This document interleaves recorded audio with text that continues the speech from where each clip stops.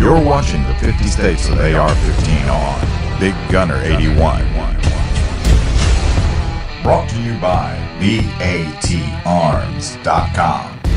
Hey everyone, welcome to the 50 States of AR-15 project. I'm your host, Rick, aka Big Gunner 81. Hope you're all doing well today, and today a new rifle has been born. It's the Illinois rifle, which I'm excited about because it's my home state. Before we begin, a couple things I want to go over. First, it has been safety checked.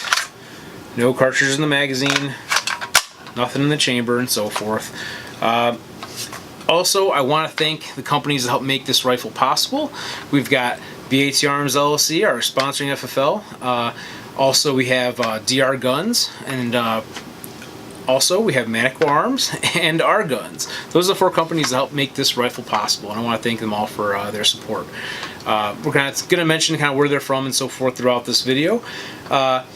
To kind of give you a basic overview of this rifle, though, it's kind of a modernized M4, kind of a defensive rifle build, so to speak. Civilian M4, by the way, because it is an AR-15 after all. And it was kind of built around the idea of just, home defense and so forth, or any type of defensive purpose, and not so much for like competition use, but you could use it for competition use, for sure. So, gonna kind of go and get started, do the front to back thing like we normally do. Starting up here from Manticore Arms out of Elburn, Illinois, we've got their night brake, and to kind of explain how this kind of fits the build, it's designed to reduce muzzle flash, which is obviously a tactical advantage to have reduced flash. Also, it's designed to reduce your felt recoil with the porting and so forth along the sides, as well as muzzle rise.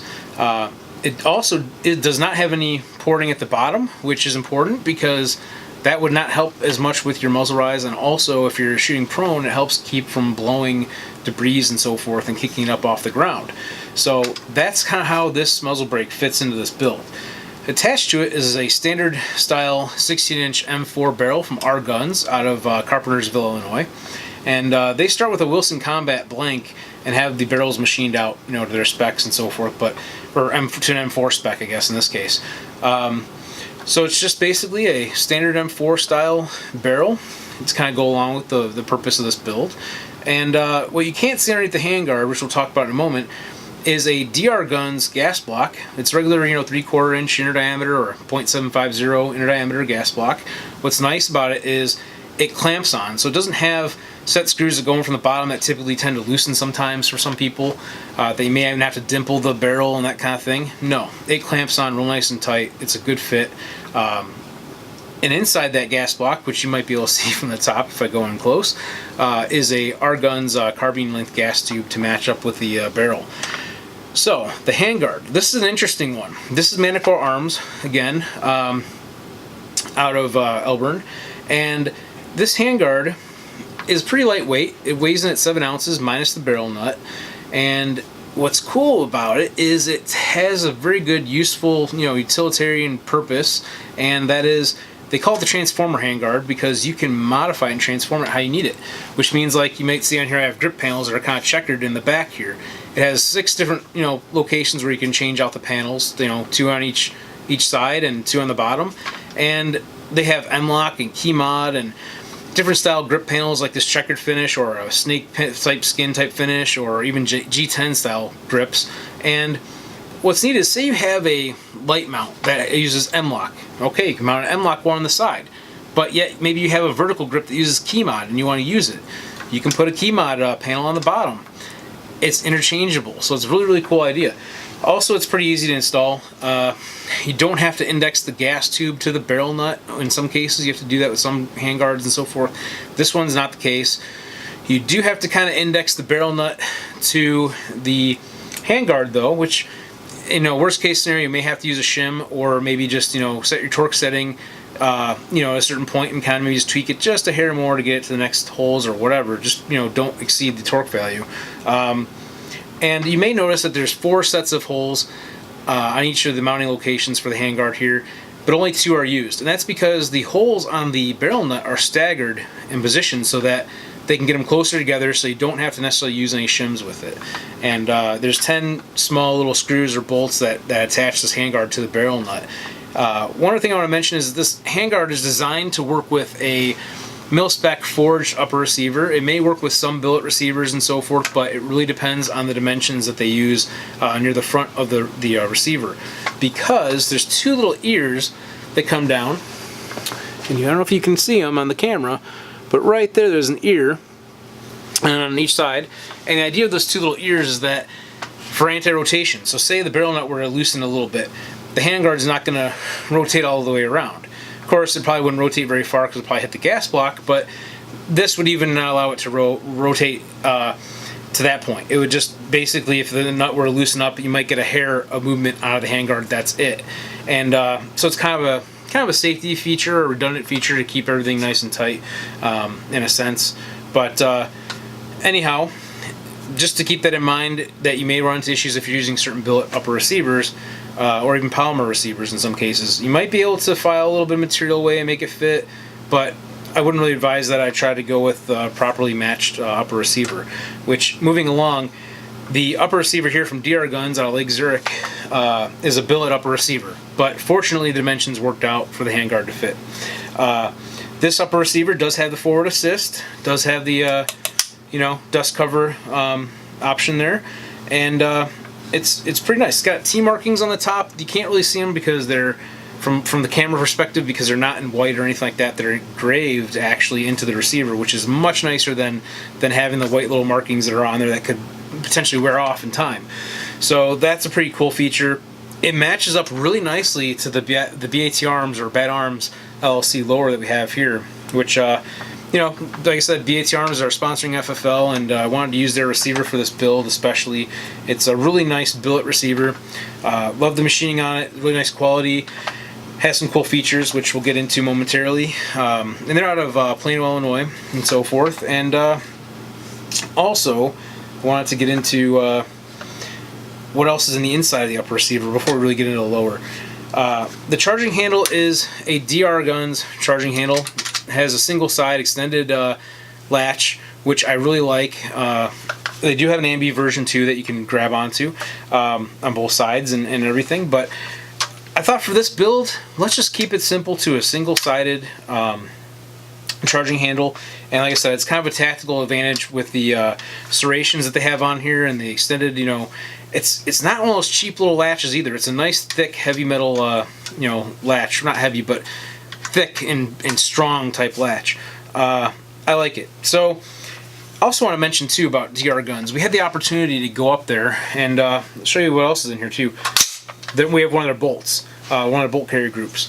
We had the opportunity to go to their shop. It's a 38,000 square foot, I believe, facility. All really nice high-end CNC equipment, a very clean facility.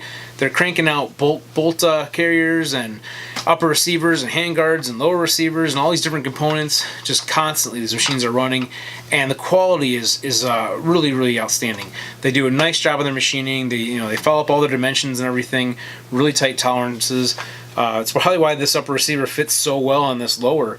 Definitely. So, if you get a chance, check them out at drgunsllc.com. That's their website. It's coming pretty soon. They're a fairly new company. We also have, as I mentioned, the lower receiver here. The lower is as I mentioned, the Bad Arms LLC lower. And some of the cool things about this. Now, unlike traditional lowers, like I said, it's billet, but it has some threaded locations on it. What I mean by that is, if you built an AR before, you've got the bolt release here, and you got this little, basically a roll pin. Normally you drive into the receiver, and in this case it's threaded, so you don't have to worry about hitting it with a, punch and scratch it up your receiver and so forth. I mean, people have done that. Kind of sucks when it happens. Also, it doesn't have an opening on the end either, like some of them would have on this end. Basically, it's threaded straight into it, and it stops. It's a blind hole, in other words. Very cool. May add to the strength of this receiver, just have that little bit extra material right there. I don't know. And also, what you can't see is underneath the back plate here, where the rear takedown pin detent spring is and so forth. This threaded, has a set screw, so if you go to take the stock off, the spring's not going to go flying across the room because it's captured by the set screw. I like that. Also, underneath the grip, What you can't see, again, is there's a tensioning screw, so you can adjust the tension between the upper and lower. So say you get a different upper that maybe doesn't quite fit as well with this lower or whatever, you know, and there's a little bit of slop to it, or over time you get a little bit of wear from the locations of the takedown pins and so forth. You can adjust that tension just slightly to kind of help with that slop, so everything's nice and tight, which there's no play, no wobble between the upper and lower on this. It's a really nice lower receiver. Check them out, batarmsllc.com. Inside the lower receiver, talk about some of the components, because we didn't actually buy a parts kit necessarily, so we kind of pieced it together. The grip is just a standard A2 grip. Kind of goes along with the utilitarian purpose of, you know, an M4 or home defense rifle and so forth. But a grip's a grip. You can pick whichever kind of grip you want. It's just kind of fit with this, I guess, for this build and so forth. So we went with it. Also, we have an ambidextrous safety from DR Guns. Kind of a nice little feature. We just kind of added that in. You know, if you're left-handed or right-handed, it's nice. But do you need to have an ambidextrous safety selector? No, it's more of a preferential type thing. So we happen to get one of these and to throw in there. We've got the DR Guns mag release, extended mag release in the front here, which sits out a little bit further. I like it. You get a little more positive engagement on your mag release and so forth. Speaking of mags, this is the R Guns. They're basically their aluminum mag that has a stainless steel metal follower, which is kind of cool. Anyway, enough about the magazine. We'll kind of move along. We also have a R Guns out of Carpentersville trigger assembly, just a regular style mil spec type trigger, you know. Nothing really fancy, because we just wanted like a combat style, you know, trigger for defensive purposes. We didn't need a competition trigger or anything like that for this build. The takedown pins, those are also from DR Guns. And then moving along to the back here, the buffer tube assembly and the end plate, that's all from DR Guns, which it also has sling attachments on here too. You can kind of see it's an ambidextrous on both sides. There's, you know, areas where you can have, like if you have a, you know, claw type, whatever you want to call it, H&K style, you know, sling attachment, you can hook them onto either side of this. Works. Next up, we have an R Guns stock, which has their logo on it too, and just like a regular M4 stock, but there's a little bit of a difference here, and there's a little bit more of an enhanced option, I guess you could say. It has QD attachment points on the sides, on both right and left sides of this, so you can, you know, QD cups, we're gonna call them, so you can hook up a, you know, single point sling to it, or you can still run a traditional style, you know, sling on the back of here. That's kind of the basic overview of it again, and this was just kind of like something that kind of came to me and said, hey, you know what, we're going to build this more like a defensive rifle in this case. We built a few 3-gun style rifles and things like that in this project, and some long-range stuff, and we want to kind of mix it up a little bit for you guys so you're not seeing all the same kind of builds, so to speak, even though the companies are different, the components are different. We don't want to do everything constantly the same. So that's what we're going to be looking at, doing some different calibers and so forth in the future, and some different things, and maybe some different coating options and stuff like that to kind of mix it up for each one of these states. But thank you everybody for watching. I hope you enjoy this project. There'll be more states coming very soon, and till next time, as always, have fun shooting.